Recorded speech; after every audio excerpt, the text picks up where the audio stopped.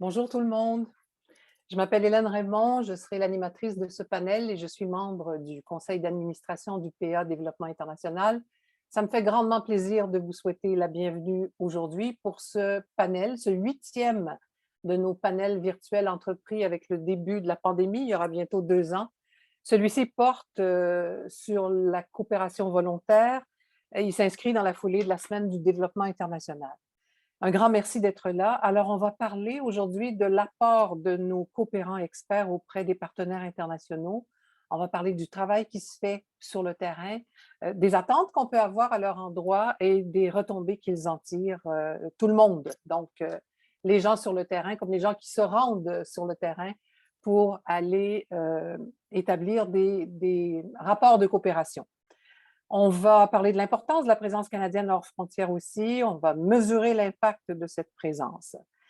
Ce qu'on veut aujourd'hui finalement, et je glisse tout ça à votre oreille pour que vous puissiez poser toutes les questions que vous voulez à la toute fin, ce qu'on veut, c'est vous donner envie de vous engager, vous donner envie de partir peut-être, ou encore vous donner envie d'accueillir éventuellement des délégations qui reviendront ici un jour le plus rapidement possible. Nous le souhaitons tous et toutes. J'aurai 4 invités à vous présenter. À la suite des entretiens, vous serez invités à leur poser des questions. Celles et ceux qui sont familiers avec la formule savent qu'il faut formuler ces questions par écrit, les inscrire dans la zone de clavardage tout au bas de votre écran.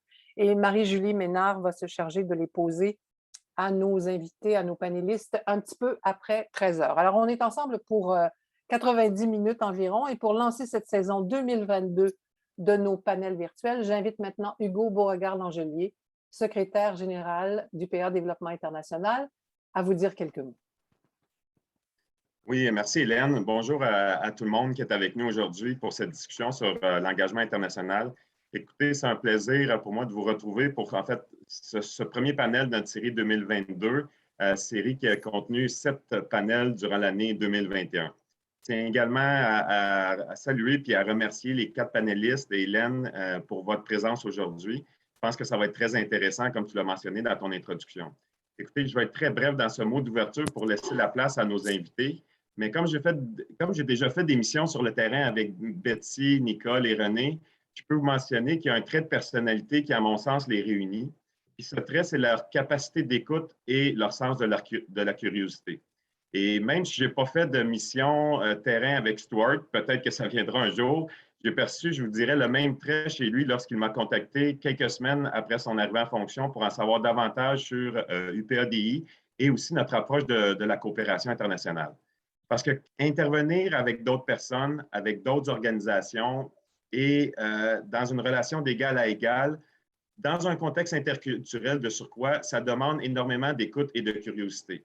Donc, quand on regarde le thème de la Semaine du développement international de cette année, qui parle de co-construction pour un monde plus juste, bien, je pense que les panélistes qui sont avec nous autres aujourd'hui, de par leur personnalité et leur approche, sont certainement dans cette mouvance.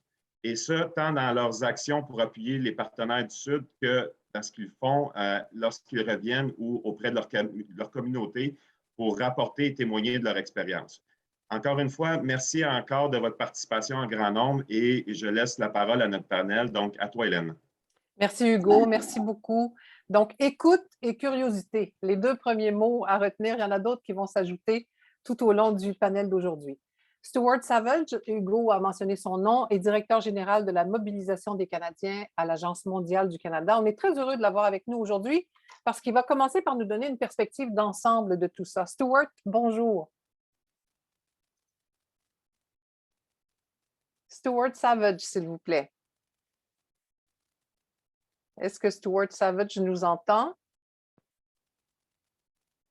Alors, on a perdu le lien avec Stuart Savage. Si vous voulez, on va tout de suite, si Christelle est prête, on va tout de suite lancer une vidéo qu'on avait prévu vous présenter tout de suite après lui, mais on va la faire avant, le temps de rétablir le contact. Alors, Christelle, est-ce que c'est possible? Ah, Stuart est revenu.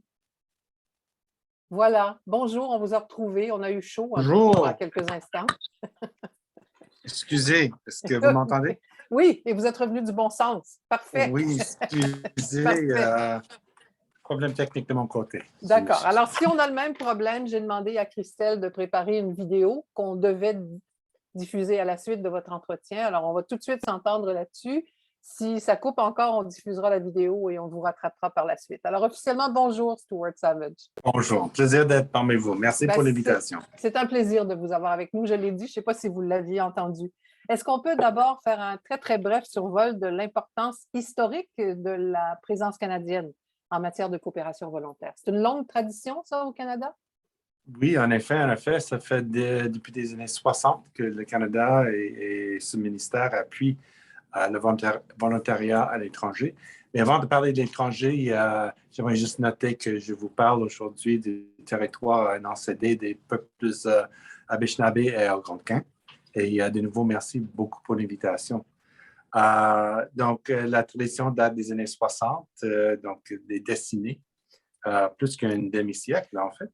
Et on a envoyé des dizaines de milliers de volontaires canadiens à l'étranger qui ont donné leur expertise, leur temps, leur énergie à aider et appuyer le développement international, y compris, bien sûr, une très bonne portion de bénévolat qui venait du Québec, qui apporte des qualités vraiment spéciales et spécifiques à cette coopération.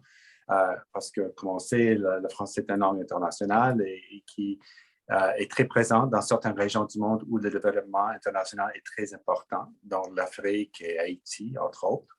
Alors, les Québécois, comme bénévoles, apportent vraiment quelque chose de spécial et important à tout l'effort qu'on fait à aider les autres partenaires locaux à s'aider eux-mêmes et trouver une façon d'améliorer leur vie. Bien sûr, cette solidarité internationale fait partie aussi de la longue tradition de politique étrangère du Canada. Et je peux témoigner personnellement que les volontaires laissent des traces à l'étranger. Parce que j'ai déjà rencontré dans ma carrière plusieurs contacts locaux, des représentants du gouvernement, des communautés, qui ont parlé très énergétiquement et avec passion et appréciation les apports que les volontaires canadiens ont offert à des amis dans ces pays-là. Alors, des fois, on pense que nos gestes sont modestes et micros et on ne sait pas à quel point ça laisse des traces, mais je vous assure que des bénévoles canadiens laissent des traces très importantes, des liens humains qui restent dans les esprits des gens très longtemps. Alors, on ne devrait jamais sous-estimer l'importance de tout ça, hein? C'est vrai. On y va pour toutes sortes de raisons. Nos experts volontaires vont nous parler plus tard des raisons qui les ont poussés à partir. Aujourd'hui, on parle de coopération volontaire dans une optique de réduction de la pauvreté. Pouvez-vous détailler un peu? Oui, avec plaisir. Comme vous le savez, le Canada a adopté il y a quelques années une politique d'aide internationale féministe qui aide à réduire les inégalités et la pauvreté extrême. Le partenariat de coopération pour le bénévolat, les volontaires, est un outil très important dans la perspective du ministère à réaliser cette politique et ses objectifs. Le volontariat pour le développement est reconnu aussi à l'échelle internationale et appuie les efforts de la communauté internationale à réaliser des objectifs de 2030, des objectifs de développement durable. Alors, tous ces efforts ont été reconnus, même juste cette année passée, la Journée internationale du bénévolat, le 9 décembre. Le gouvernement a confirmé et annoncé officiellement le renouvellement du programme d'appui aux volontaires international pour les 7 prochaines années jusqu'à 2027, avec un programme de 418 millions de dollars, voilà, qui va appuyer 13 projets avec 17 partenaires, dont bien sûr l'UPADI. Alors, on espère avec ce nouveau programme de pouvoir mobiliser à peu près 10 000 volontaires sur ces prochaines 700, qui pourraient peut-être même aider à peu près 700 organisations locales dans 47 pays à travers le monde. Alors, le bénévolat, les volontaires sont vraiment un outil important pour le développement international de perspectives canadiennes. Et la lutte à la Et on sait pauvreté. que la lutte à la pauvreté, qui vont travailler très étroitement avec des organisations locales, les associations des paysannes, par exemple, ou des femmes, pour trouver des solutions locales aux défis, avec une expertise et connaissance que ces bénévoles vont apporter.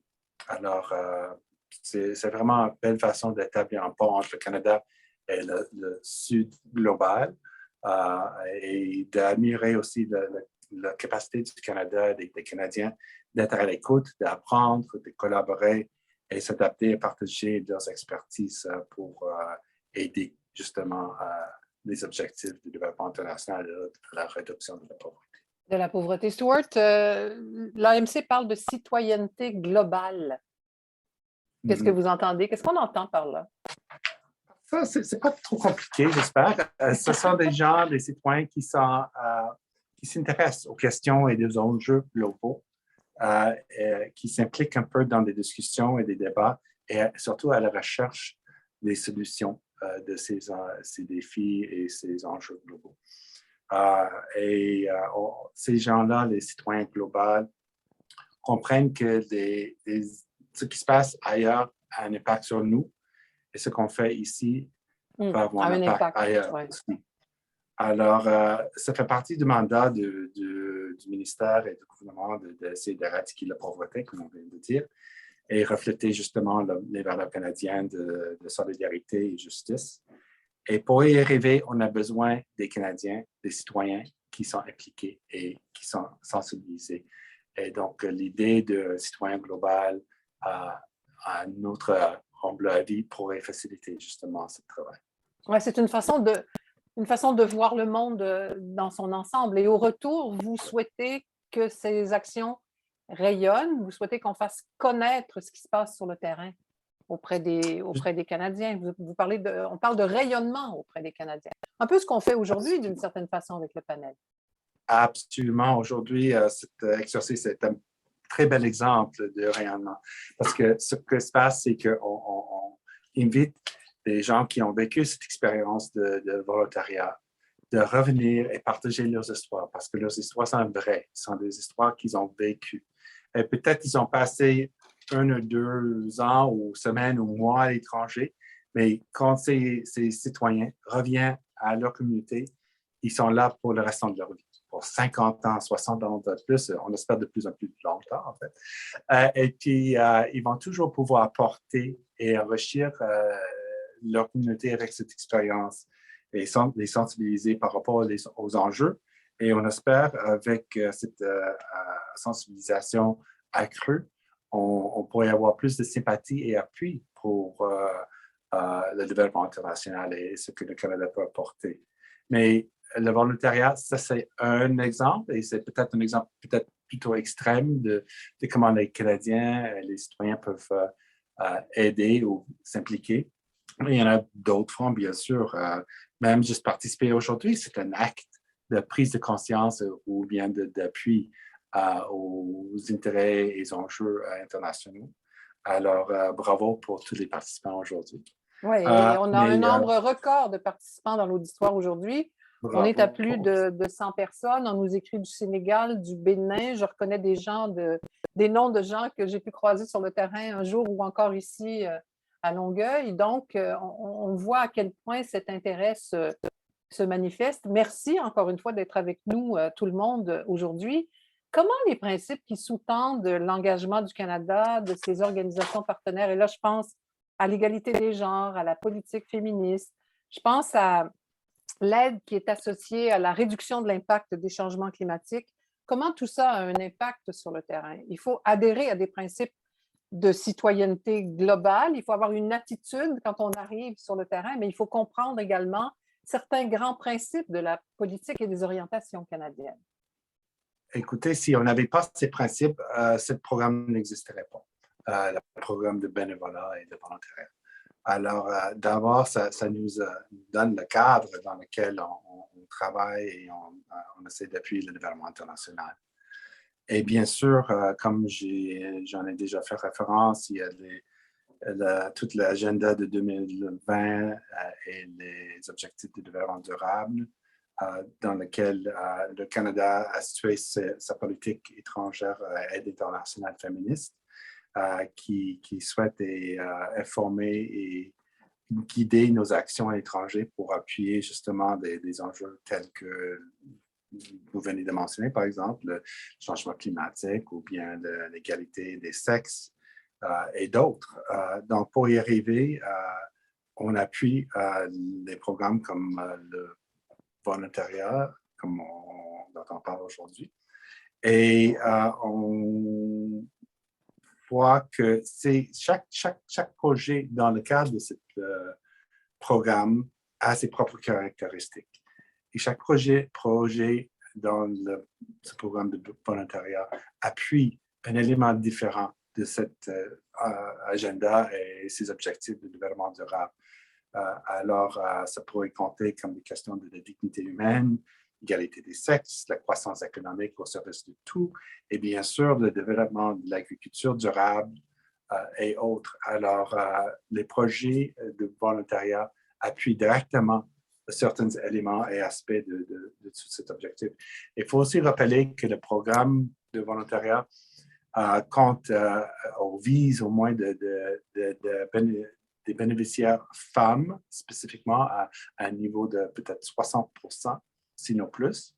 Et également, on vise de diriger à 60% au moins de nos volontaires bénévoles en Afrique subsaharienne.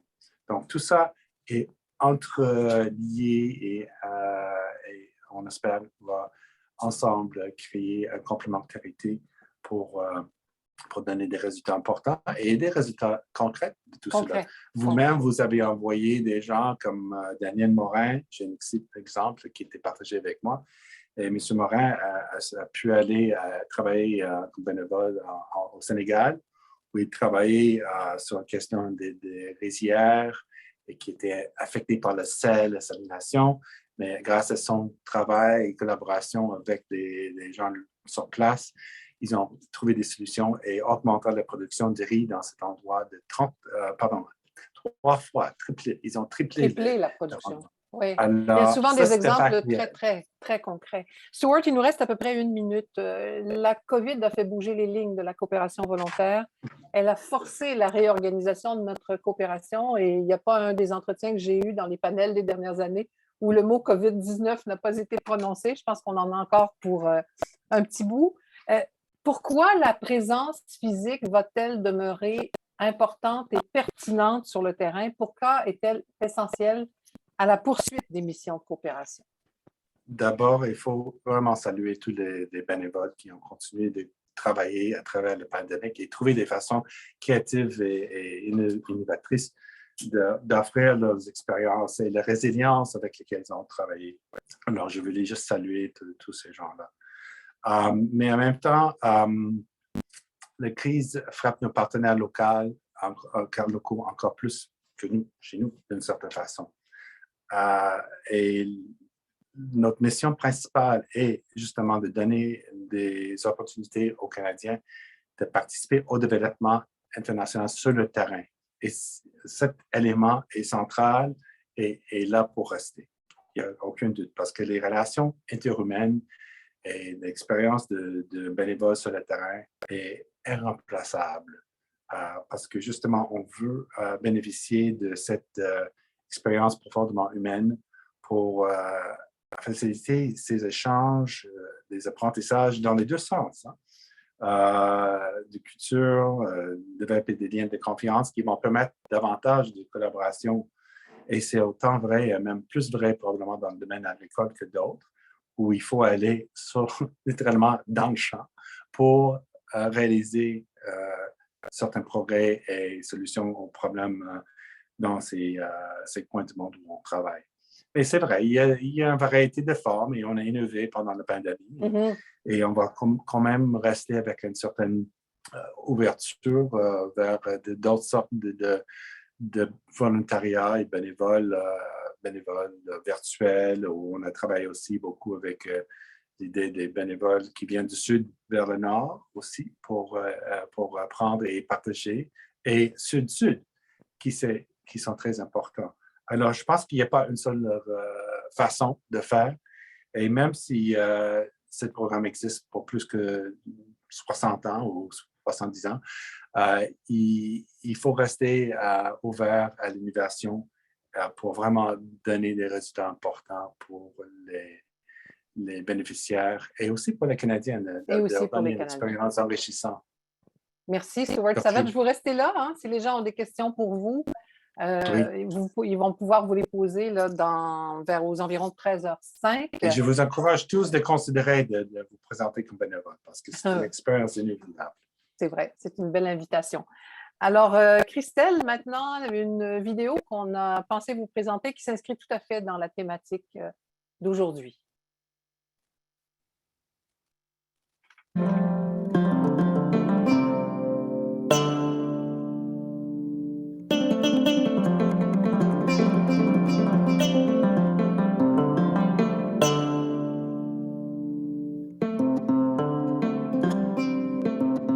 Dekkal Suuf est un programme qui veut accompagner les paysannes et les paysans, gérer de façon optimale la santé de leur sol.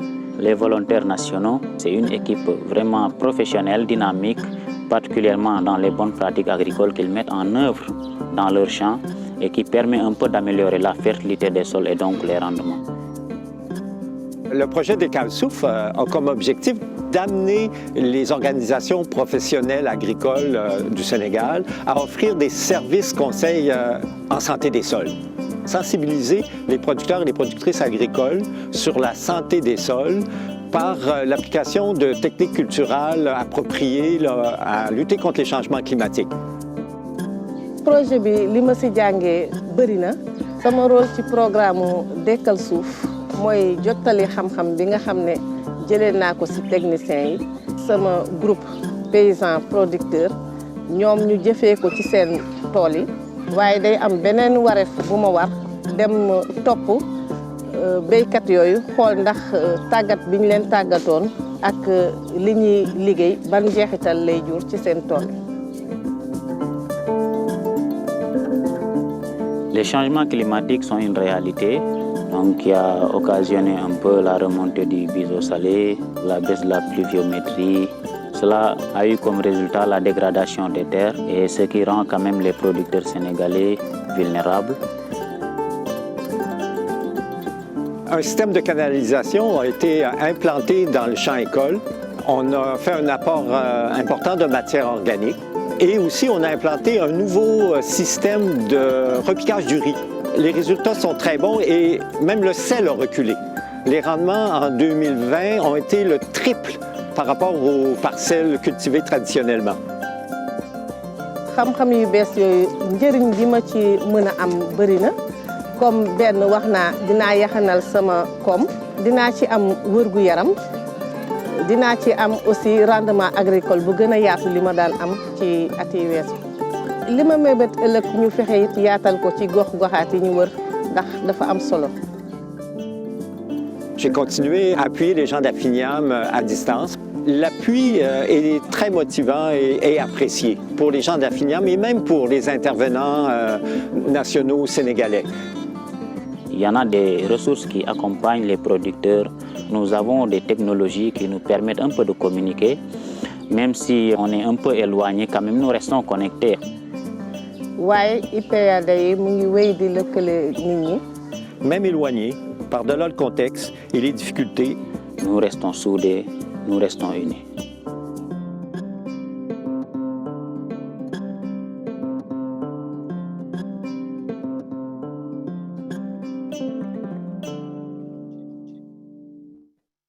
Le projet Dekkal Suuf et ce Daniel Morin dont parlait Stuart Savage un petit peu plus tôt, avec des images très, très fortes, hein, quand on parle du recul du sel, de l'augmentation de la production, de la transmission de la connaissance auprès des paysannes et des paysans. Alors, on va voir concrètement comment tout ça prend forme avec Nicole Lalancette, qui est technicienne agricole. Elle est copropriétaire d'une ferme laitière et d'une bleuetière au Lac-Saint-Jean. Je sais qu'elle a un horaire de ministre, Nicole, elle est dynamique.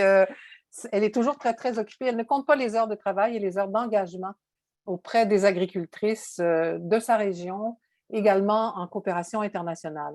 Son travail à UPA-DI remonte quelques années en arrière. Après un coup de cœur manifeste, Nicole, ça s'est d'abord concrétisé avec la visite d'une délégation. On va commencer avec ça parce qu'il faut commencer quelque part. Donc, tu as reçu chez toi, dans ta région, des paysannes sénégalaises. Bonjour Hélène. Bonjour. Oui, on a reçu une délégation du Sénégal, du Mali et du Bénin avec l'UPRDI. C'était le programme Viens marcher ma terre. Oui, j'ai eu un coup de cœur pour leur culture, leur manière. Puis j'avais, comme a dit Hugo, j'étais curieuse d'en savoir plus aussi. C'est pour ça que je me suis engagée justement comme coopérante. Et après, tu es partie, donc tu es allée Oui. faire du terrain. Oui. Quelle a été la première impression en arrivant au Sénégal? Parce que c'est là que ça a commencé la première fois. Oui, j'ai adoré, j'ai aimé. J'aime la culture des gens, j'aime leur engouement, puis en savoir plus sur leur manière de vivre avec, comme on disait, le matériel est différent de chez nous pour faire leur production agricole. C'est vraiment, nous autres, c'est très mécanisé. Eux autres, la mécanique, c'est très peu. En tout cas, j'en ai pas beaucoup vu. S'ils ne sont pas en coop, en tout cas, tout seul, ils n'en ont pas beaucoup. C'est important ce que tu dis, s'ils ne sont pas en coop, parce qu'un des rôles des experts volontaires sur le terrain, c'est de faire valoir cette force du regroupement, cette force de la coopération, des regroupements professionnels, tout autant que des regroupements de femmes pour faire avancer les choses, faire avancer les droits et faire avancer l'agriculture. Oui, exactement. Parce que ce que j'ai vu quand ils sont en coop, ils ont le droit, ils utilisent la machinerie agricole en commun, chacun leur tour. Puis c'est pareil pour les regroupements, la force de faire venir ou d'acheter des engrais ou des semences en groupe, c'est aussi une grande force. Tu as un pouvoir d'achat qui est différent, avoir des meilleurs prix. Oui. Alors, tu as dit beaucoup de machinerie ici, beaucoup de main-d'œuvre là-bas.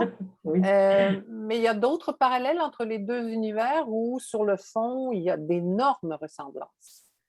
Moi, j'ai trouvé qu'il y avait d'énormes ressemblances. Si on enlève tout ce qui est matériel, on veut tous avoir une belle production pour pouvoir subvenir à nos besoins puis améliorer notre qualité de vie.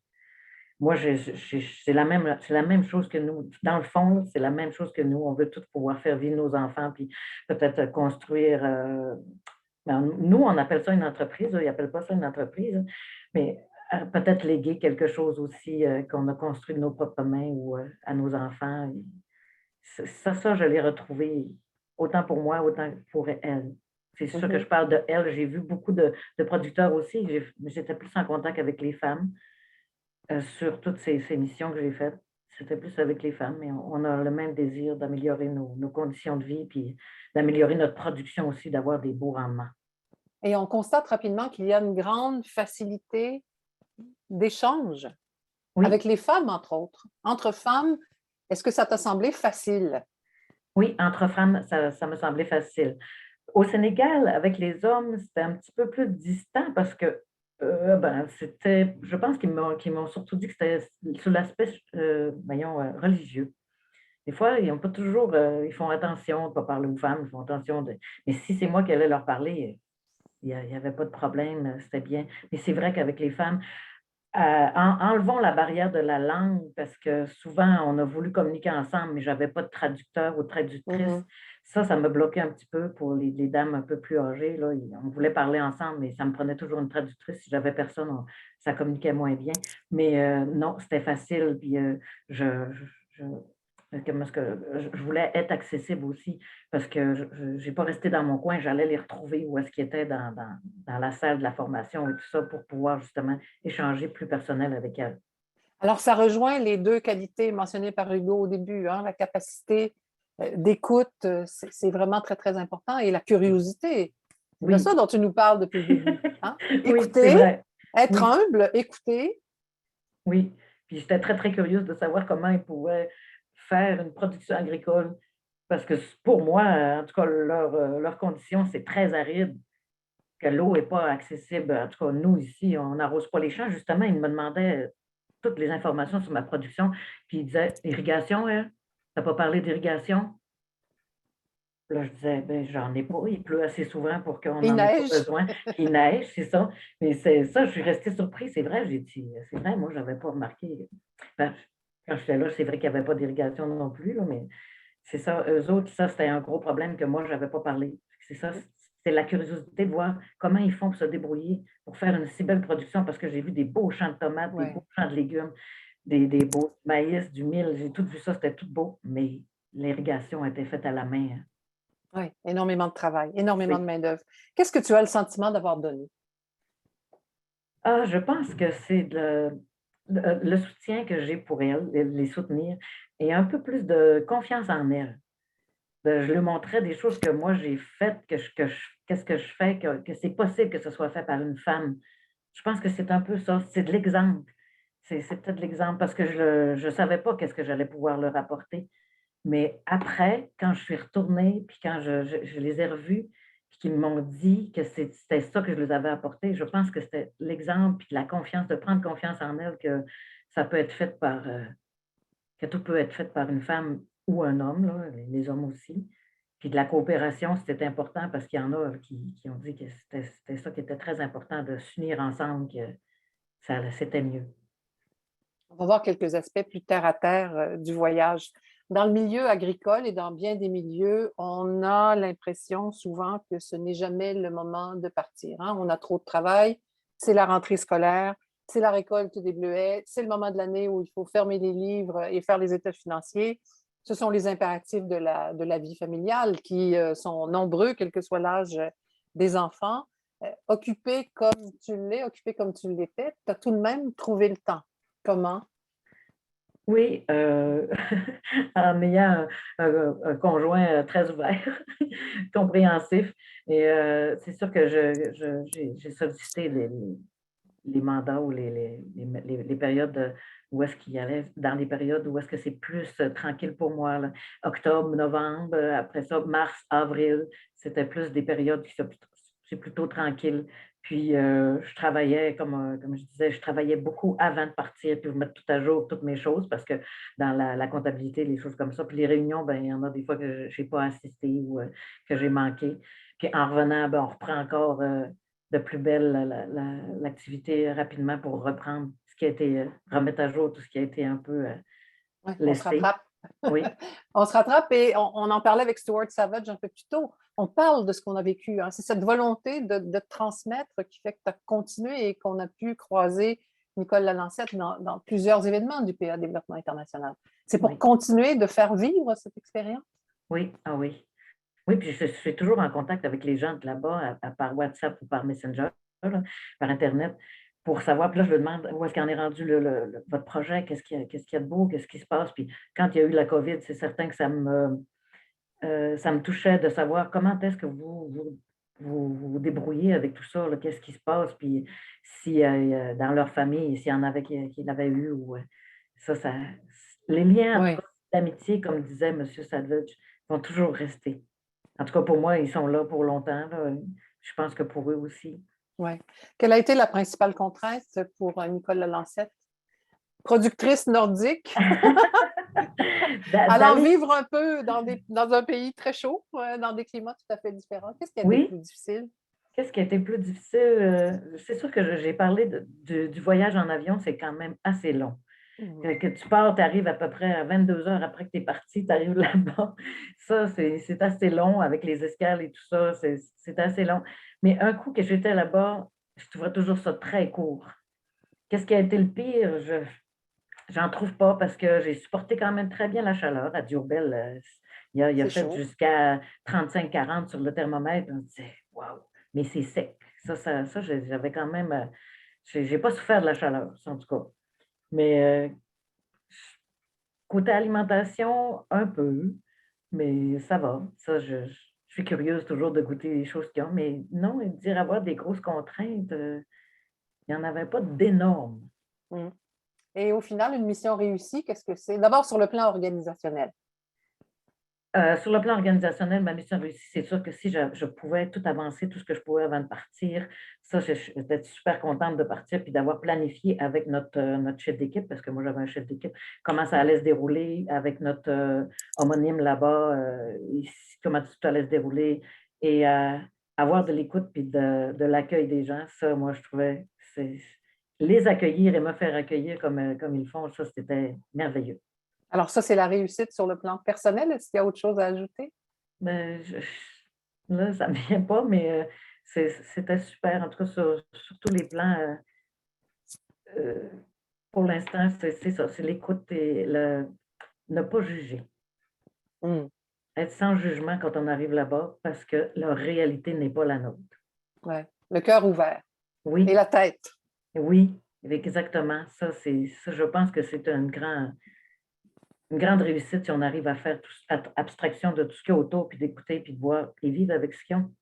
Nous aussi, on vit avec ce qu'on a. Parce qu'eux autres, ils se disent, avec la neige, on ne sera pas capable de vivre. Mais quand je leur dis, on fait ça, on s'est adapté comme vous vous êtes adaptés. Il faut être ouvert. Oui, une grande leçon de coopération, Nicolas Lancette. Un immense merci. Tu restes là.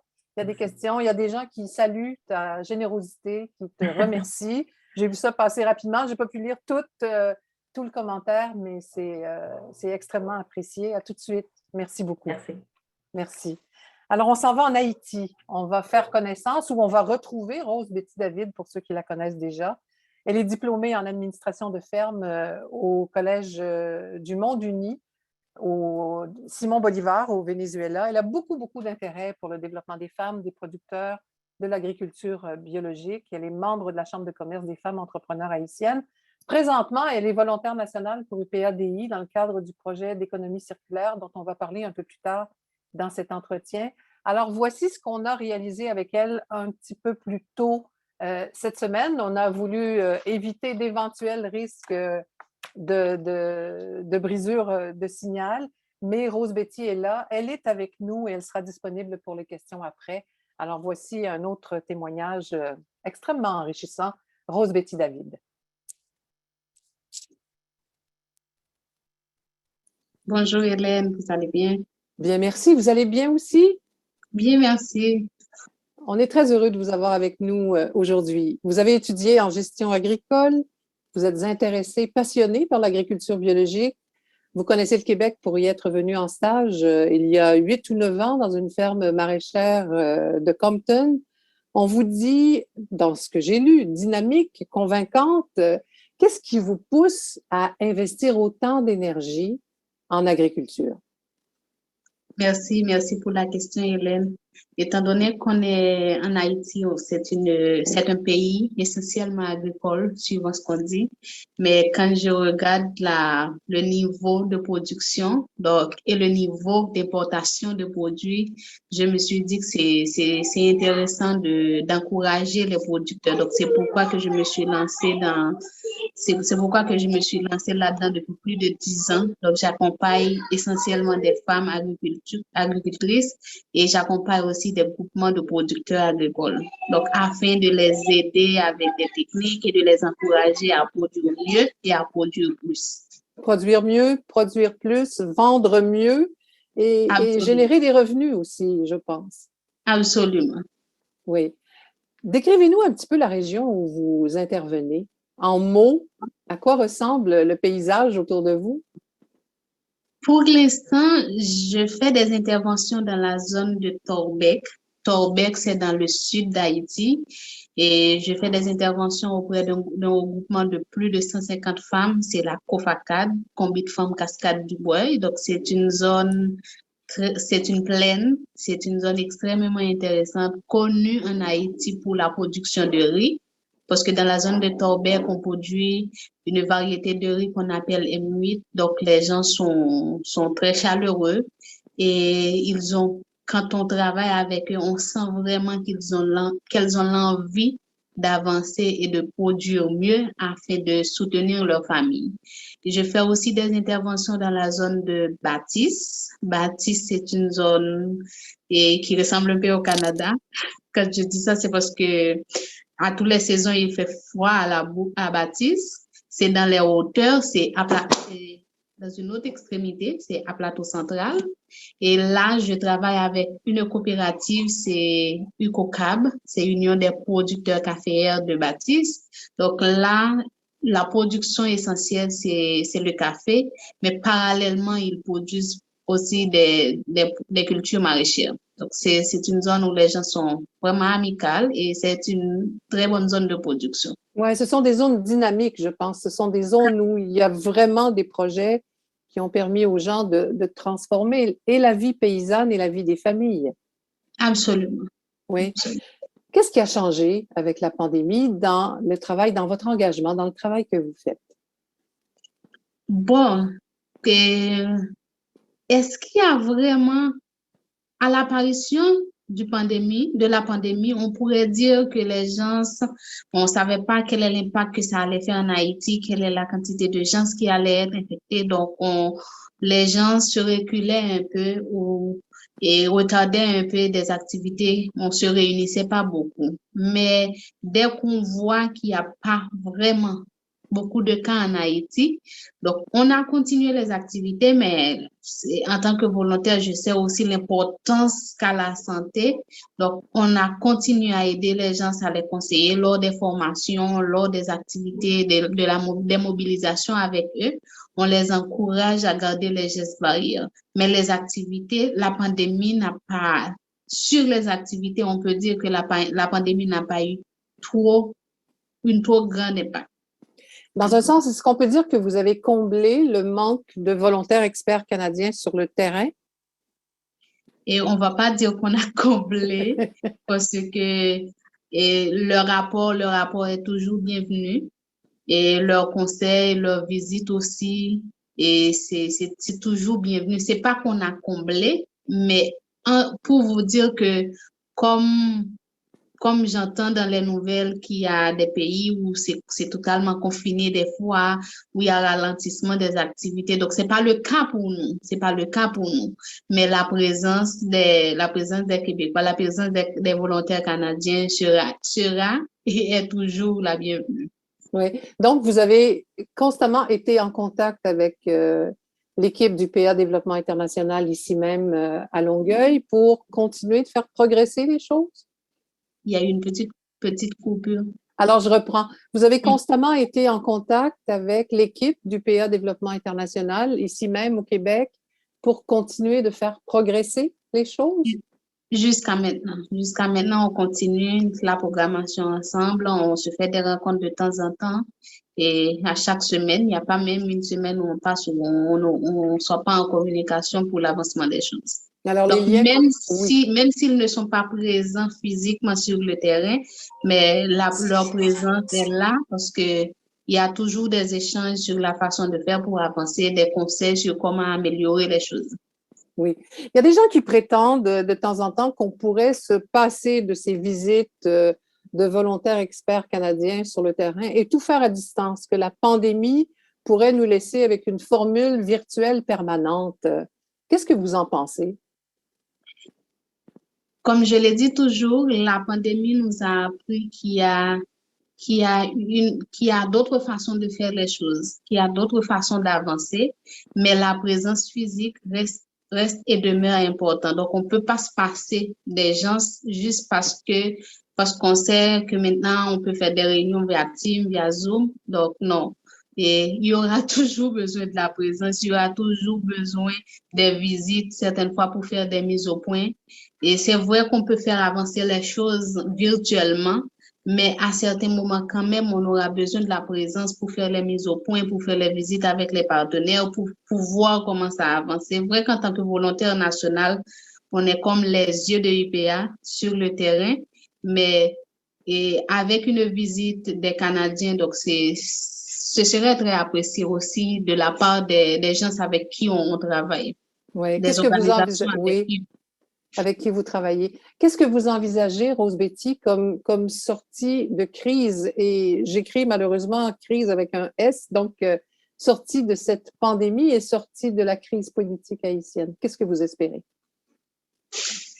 Bon, dans notre cas, c'est un peu complexe. Il y a la pandémie en soi, Et on essaie de voir quelle sortie qu'on peut faire avec les vaccins, avec les vaccins qui ont été mis en place. Mais la crise politique, je sais que comme aujourd'hui c'est 7 février, je sais qu'il y a des activités qui sont en train qu'on est en train de réaliser pour voir comment avancer. Donc, on espère que ça va se calmer parce qu'on sait qu'en Haïti, pour l'instant, et l'affaire, c'est que la situation sécuritaire fait que c'est difficile. Mais dès qu'il y a une amélioration sur la crise politique, il va y avoir aussi une amélioration sur la condition sécuritaire du pays. Donc, à ce moment-là, probablement qu'on va avoir la présence des volontaires canadiens pour visiter les activités qui ont été réalisées pendant la pandémie et pendant la crise politique du pays. On aimerait vous entendre au sujet du projet des cantines et des cuisines collectives, donc un projet d'économie circulaire qui nous est cher à UPA Développement International et dans lequel vous êtes engagé. Où est-ce que ça en est? Et décrivez-le un peu pour les gens qui nous écoutent, s'il vous plaît. Absolument, c'est un projet extrêmement intéressant parce que dès qu'on voit circuler, on voit le cercle, c'est comme si ça sort pas. Et dans une formation qu'on a eue la semaine dernière, j'expliquais aux gens pourquoi l'économie circulaire, parce que ça permet de toucher les parents, ça touche les producteurs de la zone et les bénéficiaires directs sont les enfants. Donc, on avance, on peut dire qu'on avance à grands pas et c'est extrêmement ce qu'on a fait comme travail jusqu'à maintenant. Grâce au projet économie circulaire, on arrive à donner à manger à 259 enfants dans la zone de Baptiste, environ 100 enfants dans la zone de Torbec et dans la zone de la Bourse à plus de 100 enfants. Donc, c'est extrêmement intéressant ce que ça fait comme activité. Mais aussi, comme on sait que généralement les femmes dans les projets sont reléguées au second plan, dans le cadre du projet économie circulaire, ce sont les femmes je peux dire que ce sont les femmes qui dirigent ou ce sont les femmes qui organisent la mise en place, la réalisation des activités et l'avancement de ce projet. Ça, c'est pour la cantine scolaire, mais pour les cuisines collectives aussi, généralement, les femmes ont besoin d'espace pour discuter des projets de zone, pour parler entre elles. Donc, le programme de cuisine collective, c'est ce que ça a permis. Non seulement que les femmes ont un espace pour débattre des sujets intéressants, mais elles ont aussi, ça les aide aussi à développer l'habitude de manger ensemble et de partager des plats. Donc, du potager jusqu'à l'assiette des petits à l'école. Il nous reste à peu près 1 minute. Rose Betty, qu'est-ce qui fait le succès d'une mission? Une mission réussie pour vous de l'extérieur sur le terrain? Qu'est-ce que c'est? Je dirais la satisfaction des bénéficiaires, des gens avec qui on travaille. Donc, quand on voit ce que ça fait, qu'est-ce que ça donne comme résultat, je dis c'est là la réussite de la mission. Et j'ajoute une question, puisque vous nous laissez le temps. Qu'est-ce que vous avez à dire à des gens qui souhaiteraient partir, aller mettre les pieds sur le terrain en Haïti? Qu'avez-vous à dire pour les convaincre au sujet de l'expérience qui les attend là-bas? C'est une expérience extrêmement intéressante. C'est les gens avec qui on travaille, c'est des gens qui ont envie d'avancer, qui collaborent, qui vont vous faciliter la tâche dans le but de réussir non seulement la réussite du projet, mais aussi de vous faciliter la réussite de ce que vous venez de faire. Donc, c'est des gens qui collaborent vraiment. Rose Betty David, merci infiniment. Au plaisir. On se reparle prochainement, je l'espère, et vous serez là pour la période de questions. Donc, à plus tard. Merci. Absolument. Merci, Hélène. Ça a été un plaisir. Alors, Rose Betty David, qu'on va retrouver tout à l'heure, que les gens ont salué dans la zone de discussion. Je vous rappelle à tous et toutes que vous pouvez poser vos questions dans la zone de clavardage ou encore dans la zone questions-réponses. N'hésitez pas, c'est le moment de vous informer, de savoir comment tout cela fonctionne et de poser des questions directement à l'une ou l'autre des personnes qui sont avec nous sur ce panel aujourd'hui. Et notre dernier invité s'appelle René Ledoux. René Ledoux qui a un parcours professionnel à l'UPA, qui connaît les fondements du système agricole québécois et qui est allé donner un coup de pouce depuis 2017. C'était la première mission Mais d'abord, avant de parler de cette première mission, René, un petit aperçu de ton parcours professionnel, si tu veux. Oui, bonjour Madame Raymond, bonjour tout le monde. Alors oui, René Ledoux, je suis un retraité de l'Union des producteurs agricoles avec une expérience de plus de 30 ans qui a commencé d'abord au niveau local comme animation de groupe pour aider les groupes à s'organiser, les syndicats locaux, qu'on appelait à l'époque les syndicats de base notamment. Donc, une approche, là, une expérience en vie syndicale ou vie associative, comme on veut, qui s'est acquise là, qui est quand même le fondement là, de ce que toutes les organisations paysannes ont besoin pour réussir. J'ai eu par la suite la possibilité de développer une expertise en mise en marché collective au niveau provincial dans le domaine du bovin. Et c'est ça qui a amené beaucoup à faire des mandats de coopération par la suite, là, les projets de mise en marché collective qui sont tellement importants pour les groupes là, dans l'ensemble. Mais j'ai aussi fait un mandat d'une vingtaine d'années comme gestionnaire d'une fédération régionale. Donc, l'appui aux élus, les dirigeants de l'organisation, l'appui aux employés dans le développement professionnel, dans leur développement professionnel et la gestion des ressources parce qu'on a toujours plus de projets que de ressources. Donc, comment on fait pour gérer ces ressources-là? Ça a été quelque chose qui a été très enrichissant, tout ça pour moi. Donc, la structure qui caractérise l'UPA avec ses regroupements, ses fédérations spécialisées, la force des groupes, on en a parlé rapidement avec Nicole Lalancette tantôt, mais cette structure-là, elle est mise à profit, là. Elle est utile quand vous mettez les pieds sur le terrain. Énormément, énormément. C'est des modèles très similaires hein, au niveau local, au niveau régional, au niveau national. Donc, oui, c'est vraiment la même chose. Il y a plein de parallèles qu'on peut faire et d'où l'intérêt pour UPADI d'aller chercher des ressources ici qui ont cette expérience-là et qui peuvent être mises à profit pour les besoins. Quand on parle de mise en marché collective, c'est partout pareil dans le monde quand on y pense. Un marché informel, un marché déstructuré, que ce soit ici ou ailleurs, il y a plein de parallèles à y faire. Alors, on répète souvent qu'on a les mêmes valeurs, mais sur le plan des enjeux organisationnels, ce n'est pas toujours la même chose. Il y a des choses qui diffèrent, c'est ce que vous venez de mentionner. Oui, c'est sûr qu'il y a des choses qui diffèrent et on doit être très prudent dans nos interventions. Mais au-delà des différences, il y a beaucoup de choses qui sont similaires. Et qu'on nous parle subitement de riz, de manioc, et qu'on ne connaît rien là-dedans, ça n'a pas beaucoup d'importance. Parce qu'au fond, ce qui nous intéresse plus, c'est la dynamique, le contexte dans lequel cette mise en marché-là s'effectue. Quelles sont les relations que vous avez avec la filière, avec les acheteurs? Vos sources d'information, quelles sont-elles? Est-ce qu'elles sont fiables ou elles sont très approximatives? On voit souvent dans un marché informel des prix de référence qui sont cités, mais qui n'ont aucune valeur parce qu'elles sont associées à plusieurs conditions de vente qui sont méconnues, des délais de paiement ou des pénalités sur la qualité, des choses comme ça. Alors, comment veut-on organiser une mise en marché structurée si on n'a pas accès à une information de qualité? Donc, c'est le genre de questions qu'on aborde quand on est quand on nous demande d'intervenir dans des situations comme ça. Et même si, je le répète, même si on ne connaît pas le manioc ou le riz, on connaît la dynamique des marchés. Oui. On va aller sur le terrain un petit peu, René, maintenant. Pourquoi avoir été tenté? Pourquoi René Ledoux est-il parti une première fois? Le goût de l'aventure, sûrement, c'est clair. Le goût peut-être du dépaysement, mais surtout, je dirais, la découverte de l'autre. Il y a toute une réalité qui nous échappe quand on est ici, qui est tellement riche à connaître, à partager, le plaisir de partager. Moi, j'ai beaucoup appris des agriculteurs ici au fil des années. L'idée de pouvoir retourner une partie de ce bagage-là par mon entremise, mais à d'autres paysans ou à d'autres agriculteurs dans le monde, moi me motive et me plaît.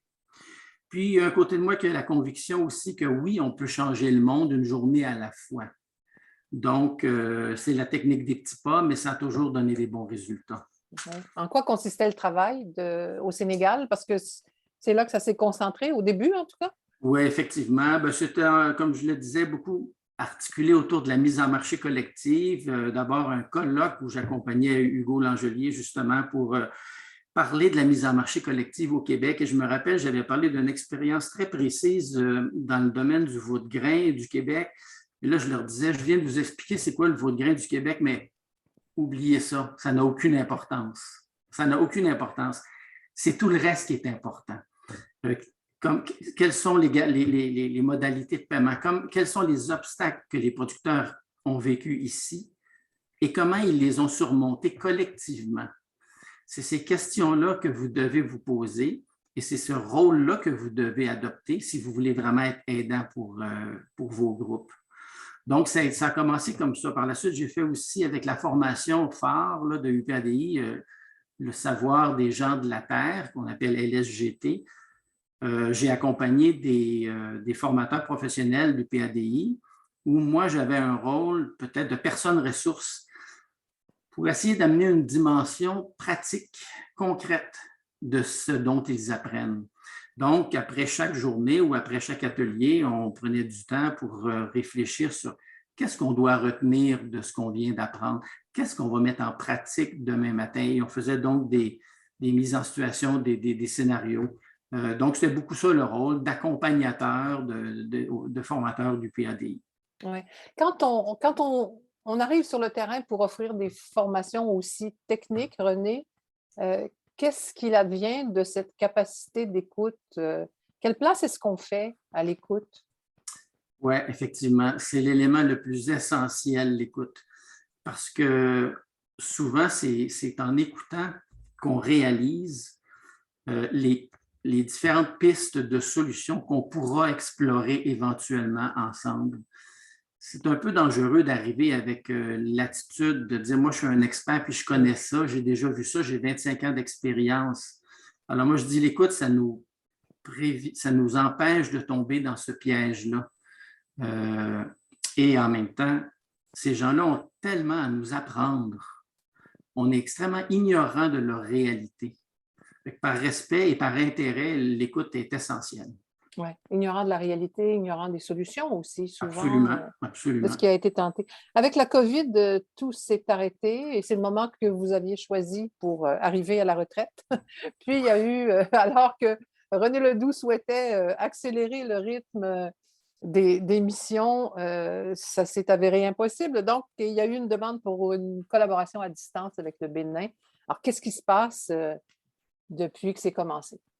Concrètement, on m'a demandé si je pouvais accompagner une organisation paysanne au Bénin qui est une coopérative de services qui regroupe différentes coopératives locales et qui offre plein de services, que ce soit fourniture d'intrants en début de saison, du financement, du service conseil agronomique et de la mise en marché collective, évidemment.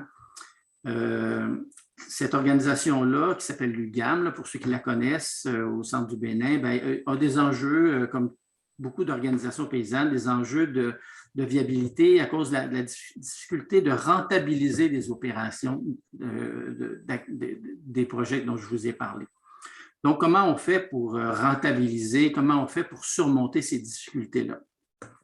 Le mandat était quand même assez nouveau, je crois, c'était de confier à une personne comme moi la possibilité d'établir un lien de confiance avec une ou des personnes qui sont les principaux dirigeants de cette organisation-là et d'agir un peu comme un conseiller, un coach ou un mentor dans la gestion de leurs priorités, entre autres, et dans leurs projets. Donc, c'est un mandat qui se fait à distance par le biais par le truchement de la technologie. Une fois par 2 semaines, on prend contact et on fait le bilan, on questionne, etc. là.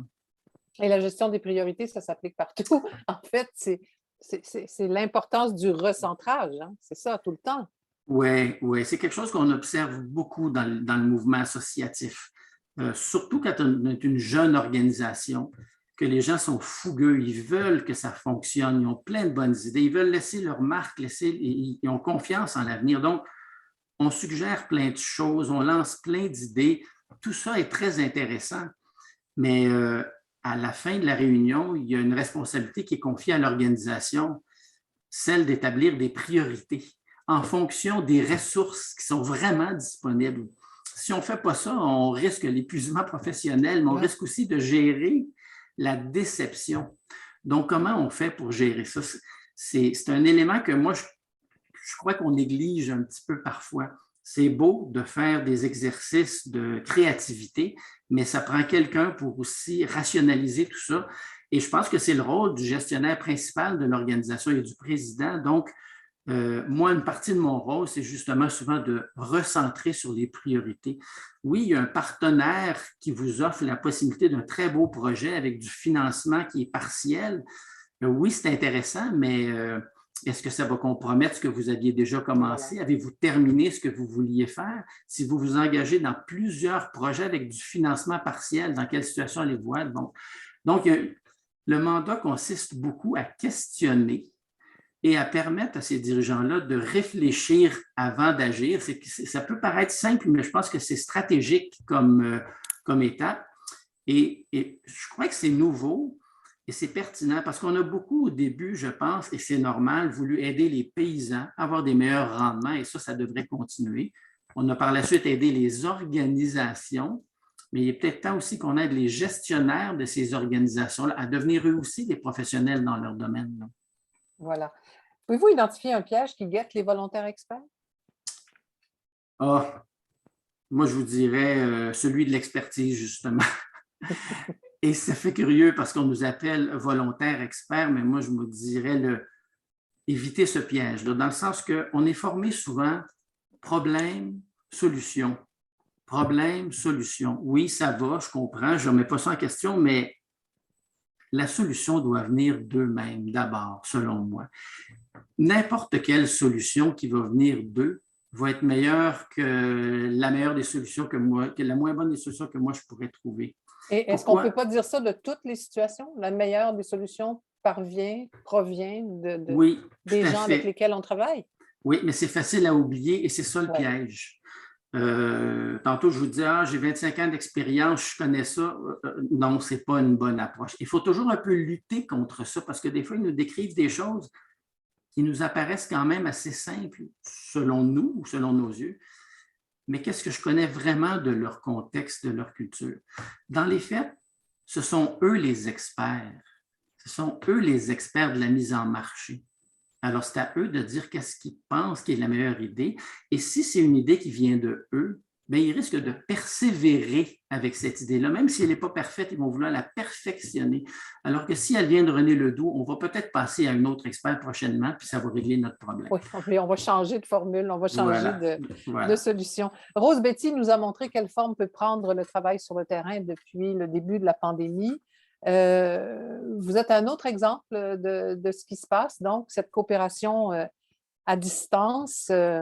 Pourtant, on l'a bien entendu de Stuart Savage, on l'a compris avec Nicolas Lancette aussi, le travail de terrain demeure essentiel. Alors, quelle est votre réflexion au sujet de l'avenir de ce type de coopération? Moi, je pense qu'on est en train de réaliser que c'est quelque chose qui est très utile, mais ce n'est que complémentaire à ce que UPADI faisait déjà. Moi, ça fait 1 an qu'une fois par 2 semaines, j'ai des contacts. Et je pense que si j'étais allé 2 semaines au début, j'aurais probablement appris rapidement ce que j'avais besoin d'apprendre pour être fonctionnel après 1 an. Donc, dans le cas d'un nouveau mandat, c'est très difficile à distance de s'imbiber de la culture et du contexte dont on a besoin. Pour moi, les interventions à distance, ce n'est pas une panacée. Là. Il y a comme une espèce, il y a de nombreuses contraintes. Les principales étant évidemment les enjeux de la communication. Ouais. La belle technologie fait souvent défaut aussi et amène bien des inconvénients. Donc, il y a une limite. Le type d'intervention aussi est beaucoup plus axé autour de 1 ou 2 personnes. Quand on parle d'intervenir auprès d'un groupe, qu'on veut saisir la dynamique d'un groupe, derrière un écran puis un microphone à des milliers de kilomètres de distance, c'est très difficile d'évaluer ça. Sauf que de la dynamique d'un groupe, c'est hyper important pour le succès du projet. Donc, non, je pense que ce n'est qu'un atout de plus à l'éventail d'outils que UPADI offre déjà. Là. Alors, on vous dit, René Ledoux, que vous faites preuve d'un d'un leadership bienveillant. Ce sera le commentaire de conclusion pour l'instant en attendant les questions. Alors, je rappelle aux gens qui sont avec nous que vous pouvez poser des questions aux invités de ce panel. Et j'invite Christelle maintenant à vous soumettre 2 questions d'un sondage qui n'a rien de scientifique, mais qui va nous indiquer un peu où est-ce que vous logez en matière de coopération volontaire. Alors, Christelle, s'il vous plaît, et je reprends le micro pour vous donner les résultats tout de suite.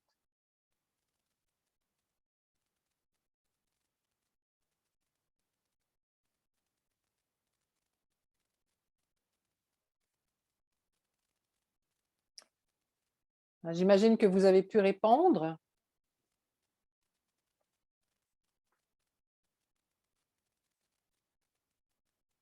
On va refermer tout ça, s'il vous plaît, Christelle, et on va continuer. Et Marie-Julie Ménard va ouvrir sa caméra maintenant. Oui, merci. Alors, j'ai vu quelques questions surgir, Marie-Julie. Je vais inviter maintenant René Ledoux, Nicolas Lancette, Stuart Savage et Rose Betty David à rouvrir leur caméra. Alors, on dit dans le passé, avez-vous déjà participé à des mandats? C'est 65% des gens qui sont avec nous et 35% qui n'ont pas participé. Êtes-vous intéressé à l'avenir? 96%. Alors, on a un bassin d'intéressés vraiment très, très intéressant. Je referme tout ça et on garde les statistiques pour nous. Ce sera très utile dans l'avenir. Alors, Marie-Julie, à toi avec les questions et on va demander à Stuart de rouvrir. Voilà, il est là, il est avec nous aussi. Marie-Julie. Oui, bonjour tout le monde. D'abord, la première question va s'adresser à Madame Lalancette. Vous nous avez parlé du stage Bien marcher ma terre qui s'est déroulé au Saguenay-Lac-Saint-Jean en 2016. On aimerait savoir en fait comment s'est déroulé l'accueil de la délégation africaine, combien de personnes il y avait au sein de la délégation, puis est-ce que c'était tous des membres des organisations paysannes?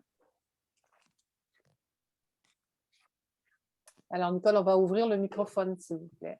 Bon, les autres, laissez-les ouverts, ce sera peut-être plus simple. Pardonnez-moi. Voilà. Oui, pour commencer par la dernière question, oui, c'était tous des membres de délégation d'Union paysanne qu'il y avait dans leur pays. On les a reçus, moi j'en ai reçu chez moi une personne pour 10 à 15 jours, mais j'ai accompagné Marie-Julie ici dans notre région encore 10 jours à visiter toutes les belles productions agricoles qu'il y avait, que les gens voulaient voir aussi, ensuite voir nos organisations et tout ça. Ça a duré un bon 20 jours pour moi. 10 jours avec Marie-Julie, avec toute l'équipe. Il y était 14 personnes, je pense. Et chez nous, une semaine et demie à 10 jours, en tout cas, pour avoir une personne, une agricultrice avec nous, qui là aussi, je lui montrais des aspects de ma production qui restaient parce qu'on était rendu en novembre. Et, en novembre, il y a moins d'activités qu'on fait, mais on peut voir les installations, on peut voir les choses parce que j'étais productrice de lait. Maintenant, on a fermé le volet production laitière depuis 1 an. Et ça a été très agréable. Là, je ne me souviens pas, il y avait plusieurs questions dans une question, Marie-Julie. Je sais pas si combien de temps? C'était toutes des productrices? Elles étaient toutes membres d'organisation? Non, je crois. Puis comment s'est déroulé? Bien évidemment, je crois que quel genre de visite vous faisiez avec les productrices? Qu'est-ce que vous leur avez montré? C'est certain qu'on les a présentés des agriculteurs et des agricultrices d'ici et des productions qu'on avait ici aussi. Autant le bœuf, autant du maraîchage, autant des productions animales et aussi de la coopération qu'on faisait. Aller voir des regroupements, aller leur présenter notre UPA aussi, comment ça fonctionne. Moi, quand Tenning était avec moi, je l'apportais avec moi à des réunions où est-ce que je pouvais l'avoir été observatrice, elle voyait un peu comment ça fonctionnait. Qu'est-ce qu'ils ont visité? Ils ont visité aussi des attractions qu'il y a ici ou qui avaient d'ouvert aussi au Saguenay-Lac-Saint-Jean, pas seulement des productions agricoles. Mais ça a été un plaisir, je pense, partagé des deux côtés, malgré qu'il y en a. C'est sûr que moi, j'ai parlé de la chaleur là-bas, eux autres, ils parlaient du froid qu'il y avait ici. Et voilà. Merci. Merci, Nicole. Oui, Marie-Julie, une autre question. Merci, Nicole. Monsieur Stewart a parlé de l'importance de la mobilisation des Canadiennes et des Canadiens. Aujourd'hui, évidemment, c'en est un bel exemple. Chacun des panélistes, en fait, je pense à Nicole et René, vous avez vécu l'expérience de la coopération Nord-Sud, l'expérience d'accueillir des délégués de nos pays partenaires, évidemment l'expérience de l'appui à distance. Selon vous, dans le fond, puis peut-être que je commencerai la question pour M. Savage, c'est quoi les avantages de chacune de ces approches-là, puis est-ce qu'il y en a une qu'on devrait prioriser davantage? Merci, bonne question. Et ça dépend beaucoup de l'objectif de chaque projet et j'avais parlé du fait que chaque projet a ses caractéristiques spécifiques et individuelles, mais il faut que ça appuie à la fin certains des objectifs de développement durable. Nous avons aussi ici au ministère un mandat pour appuyer les Canadiens d'avoir cette expérience à l'étranger. Donc, ça va toujours rester un peu l'objectif numéro 1, mais comme je dis, on apprend avec le temps aussi et on sait que ça ne peut pas être juste à sens unique non plus. Donc, à trouver l'équilibre juste, je pense que c'est un exercice dynamique qui continue et qui va varier. Et on voit que certaines circonstances telles que la pandémie nous imposent certaines réalités aussi. Donc, on ne peut pas juste changer et envoyer tout le monde sans problème comme on aurait fait il y a 3 ans. Alors, on s'adapte, on apprend et on essaie de toujours viser des résultats concrets pour les bénéficiaires au bout du compte. Merci. Merci. René Ledoux, là-dessus, peut-être? Accueillir ici ou être accueilli là-bas? J'ai eu la chance de faire les deux. Quand j'étais directeur régional, on avait accueilli à 2 reprises une délégation dans une fédération régionale, puis on avait beaucoup expliqué le mode de fonctionnement et ça avait été magique de voir les contacts qui se sont créés entre les paysans qui venaient ici et les agriculteurs d'ici qu'on avait invités à accueillir. Ça a été à chaque fois une belle source d'énergie. Aller là-bas, c'est autre chose, évidemment. Moi, je dois avouer que j'ai quand même eu un certain choc la première fois. Il faut l'admettre, même si on sait un peu à quoi s'attendre. Quand on y va, la chaleur, la poussière, la densité de population, c'est des choses qui nous donnent une forte impression. Mais on passe vite à d'autres choses. On passe vite à d'autres choses parce que l'accueil, la chaleur des gens qu'on rencontre, on réalise qu'on est bienvenu et on est épanoui rapidement dans cette nouvelle situation-là. Donc, il ne faut pas avoir peur, on peut se faire confiance, on passe vite à l'autre étape. Nicole? Rappelez-moi la question parce que là, j'écoutais René. Mais, tu buvais ses paroles. C'était dans mes pensées quand j'étais... Accueillir ici ou être accueilli là-bas? Parce que toi aussi, tu as connu les 2 formules. Donc, oui. Quelqu'un demandait si on devait privilégier l'une ou l'autre des formules.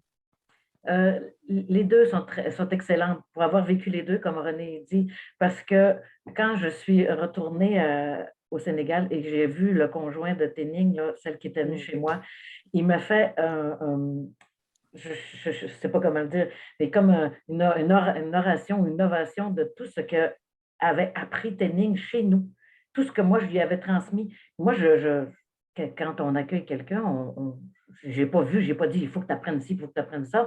C'est elle qui l'avait appris juste en voyant qu'est-ce que je faisais. Je pense que c'était par l'exemple. Ça veut dire que les deux sont bons.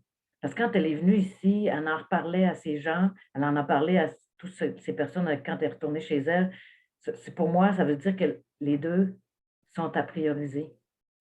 C'est sûr que quand moi, j'y ai été, elle me disait, tu sais, elle conduit un tracteur avec une machinerie en arrière, tu sais, elle fait ça, tu sais, son entreprise, il y a tant d'animaux, il y a tant de la superficie. Fait que ça, elle leur disait toutes ces choses-là. Fait que si elle ne l'avait pas vu, ces personnes-là qui sont venues, là, je parle de elle, mais les 13 autres là, qui ont vu des grandes superficies ou comment ça fonctionne, comment c'est mécanisé, comment ils font avec leurs poulets, entre autres, ou leurs vaches. C'est pour ça que je pense que les deux sont faut les mettre les deux en place. Merci beaucoup. Marie-Julie. Oui, merci. Une petite question pour Rose Betty. Est-ce qu'elle est toujours avec nous? Oui, je la vois Oui. sur mon écran. Elle est là. Rose Betty, on aimerait avoir un cas succès d'un accompagnement que tu as fait, puis idéalement dans le secteur caféier. Je vais parler de, merci pour la question, je vais parler de cas succès, surtout pour la zone de Torbek. Donc, quand on a démarré le projet économie circulaire, les femmes n'avaient pas l'habitude de préparer ensemble pour une quantité d'élèves. Elles n'avaient pas l'habitude non plus de se réunir ensemble. Mais à la suite, après le démarrage de cette activité de cantine scolaire, les femmes ont décroché un contrat avec notre organisation pour fournir, pas pour fournir des repas déjà préparés, mais pour fournir des produits. Elles organisent l'achat pour 36 écoles. Donc, c'est à partir de l'expérience qu'elles ont eue avec l'UPA qui leur a permis d'organiser tout ça et de bien gérer cette activité. Malheureusement, je ne peux pas donner un cas réel ou un cas concret un cas succès de comment ça se passe avec l'UCOCAB dans la production caféière, parce que moi, mon intervention, c'est surtout auprès des femmes pour la mise en place des cantines et des cuisines collectives. Donc, j'accompagne les femmes à travers les formations, la mise en place de leur activité, mais si la personne veut avoir plus d'informations, comment ça se passe, donc, on pourrait toujours le mettre en contact avec notre organisation partenaire qui, eux, font de très bonnes expériences dans le domaine caféière, donc qui peut l'aider à avoir plus de réponses en ce sens. Merci, Rose Betty. Merci beaucoup. Alors, moi, j'essaie de parler à Marie-Julie entre-temps, de texter. Je ne sais pas si ça se rend. C'est pour ça que de temps en temps, je me baisse la tête. Marie-Julie, une autre question, s'il te plaît. Oui, tout à fait. En fait, on va profiter de la présence de M. Savage. On parle beaucoup de rayonnement et d'engagement du public canadien. À votre avis, quel est l'impact de l'engagement des volontaires canadiens sur la sensibilisation des gens dans leur communauté de retour au Québec et au Canada? Moi, je travaille dans le monde de la diplomatie. Et la diplomatie, c'est quoi? C'est les relations humaines. Et nous voyons les volontaires comme des sortes d'ambassadeurs, en fait, pour le développement international, qui vont aller vivre l'expérience, interagir avec nos partenaires locaux sur place. Ils vont ramener ces expériences, ces histoires dans leur communauté et ils vont pouvoir partager et représenter ces idées, ces projets, ces réalités et les bénéfices et l'importance que tout ça a pour le développement international et aussi pour la réalité aussi au Canada. Parce qu'on sait qu'il y a des impacts sur le Canada de l'effet qu'il y a beaucoup de problèmes dans le monde à l'extérieur de nos frontières. Alors, pour moi, les bénévoles, les volontaires sont vraiment des ambassadeurs pour véhiculer l'importance de ces enjeux et comment les Canadiens peuvent s'impliquer davantage pour trouver des solutions. Merci, merci infiniment. Merci beaucoup tout le monde. C'est pas tout à fait terminé, mais merci de ces témoignages extrêmement dynamiques, extrêmement enrichissants. Merci d'avoir apporté toutes ces informations. Stuart Savage, c'est précieux. Je pense que tout ce qui s'est passé dans la zone de discussion pendant qu'on était ensemble le prouve. Il y avait des gens d'un petit peu partout, des gens qui souhaitent être en contact. Là, c'est Rose Betty qui baisse les yeux parce qu'il y a un commentaire qui s'adresse à elle dans la zone de clavardage, mais on veut vous parler davantage, on veut vous entendre davantage et tout le monde salue cet engagement. Tout le monde est très, très fier de vous avoir croisé aujourd'hui. Alors, on espère que parmi les 96% de gens qui ont répondu à être intéressés à participer à des missions, on espère que tout ça va se concrétiser. Et je peux témoigner du fait que la préparation qu'offre UPA Développement International avant qu'on parte rassure, c'est fait intelligemment, c'est fait avec rigueur, mais c'est fait avec chaleur également. Et ce n'est pas pour rien, ça, dans le résultat, dans le succès des missions. Alors, Stuart Savage, Rose Betty David, Nicole Lalancette et René Ledoux, merci infiniment. Restez là, Hugo Beauregard-Langelier va ouvrir sa caméra et nous dire quelques mots pour conclure cette activité. Hugo, s'il vous plaît. Merci Hélène. Merci à vous quatre également pour votre participation. J'ai écouté avec attention vos propos. C'était très intéressant. Laisse-moi revenir là, sur quelques éléments, je pense, qui sont importants de relever. Stuart mentionnait au départ l'impact de certaines actions, que ce soit ici ou ailleurs. Je pense qu'on le voit beaucoup avec la COVID, la question de la vaccination. On ne peut pas considérer maintenant les grands problèmes mondiaux comme étant des problèmes qu'on peut régler uniquement de façon locale ou nationale. On a besoin d'une coopération internationale, que ce soit au niveau de la santé, mais que ce soit aussi au niveau de l'agriculture, si on l'applique davantage au secteur dans lequel l'UPADI est présent. L'autre chose, c'est, René en a parlé, la question des relations humaines et le fait que l'appui à distance n'est pas une panacée. On espère évidemment le plus tôt possible qu'on puisse recommencer les missions sur le terrain, à la fois pour que des gens d'ici puissent aller accompagner nos partenaires, mais aussi pour que de nos partenaires, parce que ça a été mentionné entre autres par Rose Betty et par Nicole, qu'il y a des délégués, des gens de nos partenaires qui viennent ici au Québec, au Canada, pour comprendre la réalité dans laquelle nous aussi on opère. Donc ça aussi, c'est important pour ces gens-là qui comprennent de où on vient. Comme ça, quand on a des Canadiens, des Québécois qui vont sur le terrain, ça permet une meilleure compréhension dans la façon dont ces gens-là interviennent avec les partenaires. Puis, je terminerai sur ce segment-là en disant, pour UPADI, le programme de coopération volontaire dont on parle depuis tout à l'heure, c'est un puissant levier pour à la fois maintenir vivants nos partenariats, donc maintenir ce lien-là lorsqu'il, par exemple, il n'y a plus de projet financé par les différents bailleurs, mais c'est aussi un puissant levier pour, je dirais, pour consolider ou pour bonifier les interventions qu'on a déjà, soit à travers des financements du gouvernement canadien ou d'autres financements, par exemple, de l'Union européenne ou du gouvernement du Québec. Donc ça, pour nous autres, c'est très important. Rose Betty est dans une intervention même qui est financée à même les fonds propres du PA Développement international. Donc, le programme de coopération volontaire Réseau AgroInnov nous offre cette opportunité-là. Enfin, je terminerai en disant, si vous êtes intéressé par la coopération volontaire, évidemment, comme je le disais, on espère qu'on puisse retourner rapidement sur le terrain. Donc, dès que ce sera possible, on va le faire. Donc, si vous êtes intéressé, vous pouvez quand même prendre contact avec nous pour signifier votre intérêt.